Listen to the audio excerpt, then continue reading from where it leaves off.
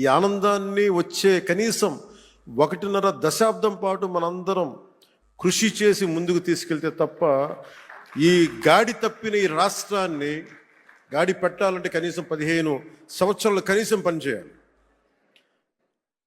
ఇది ప్రధానమంత్రి గారు 3వసారి ప్రధానమంత్రి అయ్యారు. అలాగే ఆయన 3 పర్యాలు నేను ముఖ్యమంత్రిగా చూడాలి నాకు మనస్ఫూర్తిగా నాకు ఆశయం, కోరిక కూడా.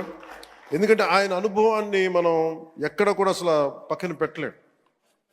సో ఆయన దగ్గర నేను మనస్ఫూర్తిగా ఈరోజు మరోమారు గౌరవ సభ్యులందరి తరపు నేను ముందు చెప్తున్నాను, ఆయన దగ్గర నుంచి నేర్చుకోవడానికి కానీ ఆయన కింద పని చేయడానికి కానీ నేను అనుక్షణం ఎప్పుడు సంసిద్ధంగా ఉంటానని తెలియజేసుకుంటూ, నాకు ఈ అవకాశాన్ని ఇచ్చిన ప్రతి ఒక్కరికి ధన్యవాదాలు తెలియజేసుకుంటూ, ముఖ్యంగా మీరు ఇంటికి వెళ్ళేటప్పుడు మీరు చాలా అనుభవాలు తీసుకెళ్తున్నాను.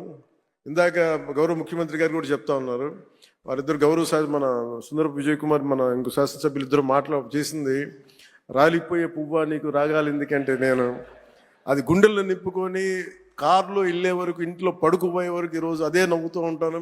ప్రతి ఒక్కరు చేసింది అంటే మనస్ఫూర్తిగా అందరికీ ధన్యవాదాలు తెలియజేసుకుంటూ, జయ ఆంధ్ర, జయ భారత్, జయ హింద్.